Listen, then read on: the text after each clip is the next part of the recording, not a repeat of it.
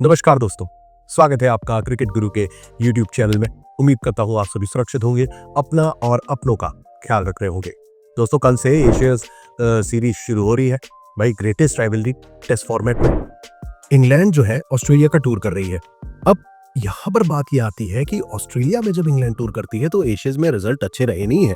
तो ऐसे में ये जो हमारा फर्स्ट मैच है, फर्स्ट टेस्ट जो कि पर्थ में शुरू हो रहा है कल, यानी कि 21 तारीख से 25 तारीख के बीच का ये जो फर्स्ट टेस्ट है, इसमें हम इस मुकाबले में क्या एक्सपेक्ट कर सकते हैं from both the teams.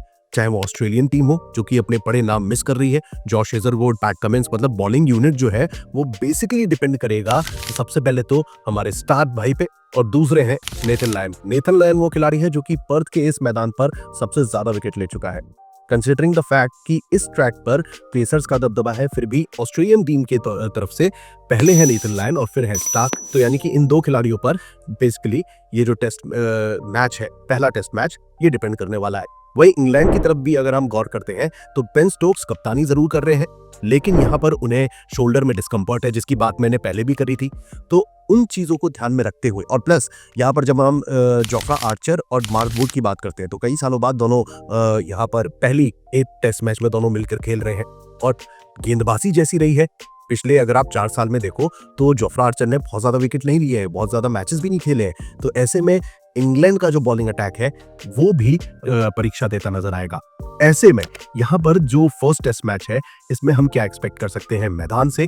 Probable 11, क्योंकि इंग्लैंड की तो आज शाम तक 11 आ जाएगी। ऑस्ट्रेलिया ने ऑलरेडी दे रखी है अपनी टॉप 11 और उसमें सबसे बड़े 2 नाम। भाई, पहली बार ऐसा हो रहा है जहां एशियस में खासतौर से अगर हम बात करें तो 2 प्लेयर्स को डेब्यू किया जा रहा है। पहले हैं टॉप ऑर्डर में बल्लेबाज जैक पेदरहान और फिर आएंगे नीचे गेंदबाज। तो उन सब की बातचीत मैं इस वीडियो में करने वाला हूं। दोस्तों, यहाँ पर जब हम बात करते हैं सबसे पहले पर्थ के मैदान की, मैदान से शुरू करते हैं। पर्थ के मैदान पर अभी तक 5 की मैचेस खेले गए हैं और सबसे बड़ी बात है कि सभी 5 मुकाबले पहले बैटिंग करने वाली टीमें जीते हैं। चाहे वो ऑस्ट्रेलिया हो या इंडिया, सभी ने ही पहले बल्लेबाजी करते हुए जीत दर्ज करी है।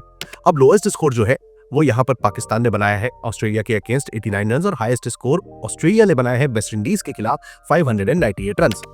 और यहाँ पर जब हम बात करते हैं टॉस की, तो कैप्टन्स भी पहले बल्लेबाजी सेलेक्ट करते हुए नजर आए हैं पिछले 5 मैचेस में। तो यहाँ पर दोस्तों टॉस जीतकर पहले बल्लेबाजी करते हुए दिखाई दे सकते हैं कप्तान, चाहे वो स्टीव स्मिथ हो या फिर बेन स्टोक्स।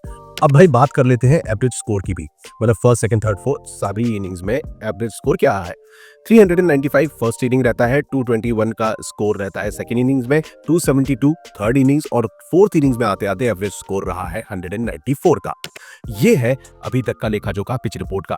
अब यहीं पर एक चीज और ऐड कर लेता हूं, बॉलर्स का परफॉर्मेंस वो बहुत इंपॉर्टेंट है, क्योंकि ये लास्ट 5 मैचेस जो है यहाँ पर, या फिर कहें जो 5 मैचेस यहाँ पर हुए हैं, 175 विकेट्स लिए गए हैं, जिसमें से 134 विकेट्स पेसर्स ने और 41 विकेट्स स्पिनर्स की झोली में गिरे हैं। तो ओवरऑल भाई देखो, इस मैदान पर पलड़ा तो डेफिनेटली पेसर्स का भारी रहता है, लेकिन स्पिनर्स को भी थर्ड या फोर्थ इनिंग में आते आते अपॉर्चुनिटीज मिलती हैं, जिसका फायदा पिछले 5 मैचेस में तो हमने नेथन लायन को उठाते हुए देखा है। चाहे वो पाकिस्तान के खिलाफ हो मैच, या फिर वेस्ट इंडीज, इवन इंडिया और न्यूजीलैंड ने भी यहाँ पर खेला है। मतलब जो मैचेस हुए हैं उसमें खास तौर से नेथन लायन का लगातार मैं जिक्र जो कर रहा हूँ, उन्होंने विकेट निकाले हैं, अधिकतर विकेट उन्होंने चटकाए हैं।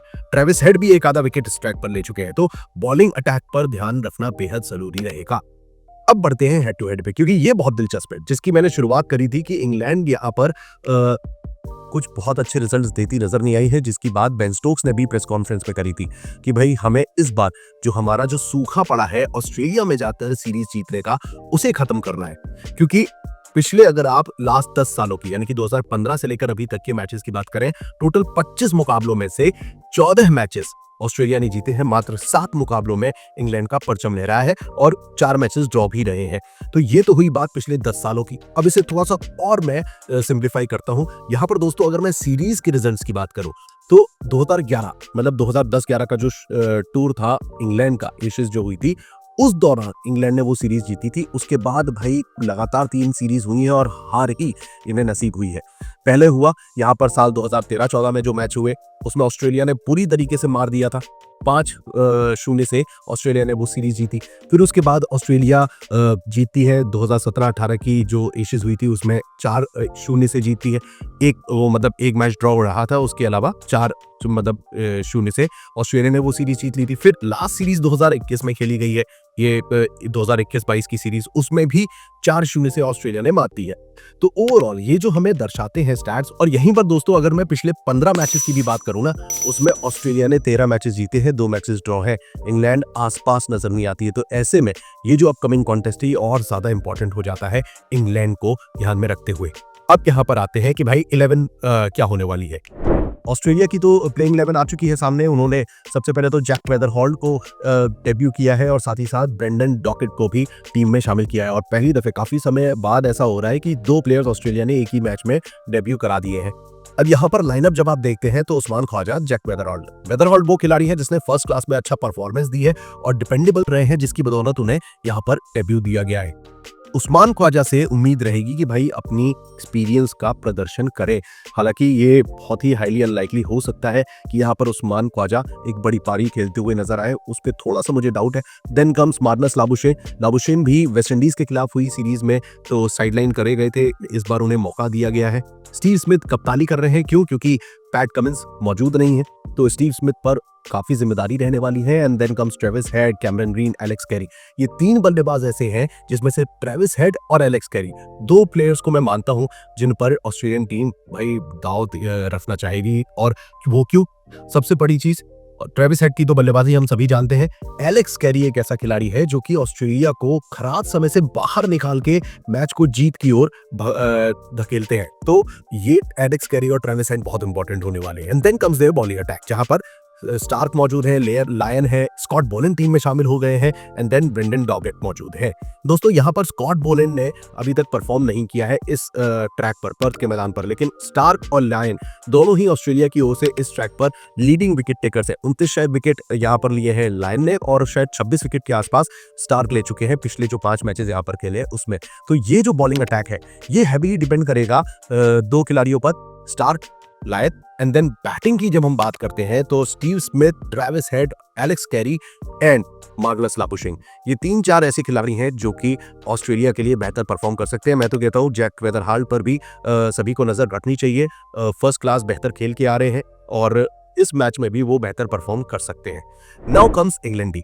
दोस्तों यहाँ पर मैंने प्रोबेबल 11 दी है पिछले कुछ मुकाबलों को ध्यान में रखते हुए और स्क्वाड को ध्यान में रखते हुए, जहाँ पे जैक क्रॉली मौजूद है, बेन डकेट है, ऑली पोप, जो रूट मिडिल ऑर्डर संभालते दिखेंगे, हैरी ब्रूक भाई वाइस कैप्टन है टीम के, कप्तान है बेन स्टोक्स, यहाँ पर जेमी स्मिथ मिल जाते हैं आपको, तो बैटिंग लाइनअप डिसेंट नजर आता है। ब्रेडन कास भी बल्लेबाजी कर सकते हैं, गस एटकिंसन, मार्क वुड और जोफ्रा आर्चर, ये है लाइनअप यहाँ पर इंग्लैंड की टीम का। रेहान अहमद क्योंकि इंजरी के चलते उन्हें थोड़ा सा परेशानी रही है, शायद ही वो खेलते नजर आए, बट हैवीली टीम डिपेंड करेगी जोफ्रा आर्चर, मार्क वुड की जोड़ी पर। गस एटकिंसन थोड़े से महंगे जरूर साबित होते हैं, बट ये जो मेन 2 बॉलर्स हैं जोफ्रा और मार्क वुड, इन दोनों पर इंग्लैंड टीम हैवीली रिलाई कर सकती है।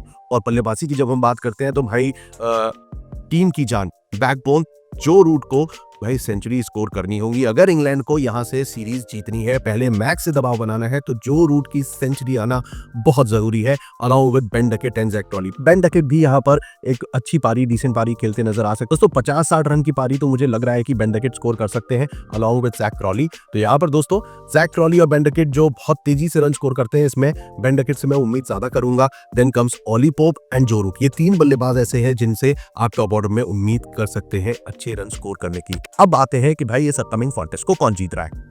तो एक बहुत बड़ी बात यहां पर निकल के आ रही है कि जो ऑस्ट्रेलिया का बॉलिंग अटैक है वो सैक्रिफाइस हुआ है, क्योंकि हेजलवुड और यहां पर पैट कमिंस दोनों ही मौजूद नहीं है। तो ऐसे में थोड़ा सा कम आका जाएगा ऑस्ट्रेलिया को एज कम्पेयर टू इंग्लैंड। और इंग्लैंड चूंकि भाई बात यहीं पे आ गई है कि आपको जीतने हैं मुकाबले, सूखा खत्म करना है, तो इंग्लैंड उस लेवल पर, उस माइंडसेट के साथ आएगी। तो दोस्तों यहाँ पर देखना होगा दिलचस्प कि ये जो ब्रेंडन मैकलम और बेन स्टोक्स की जो जोड़ी है, इस बार एशिया सीरीज में शुरुआत कैसी करती है।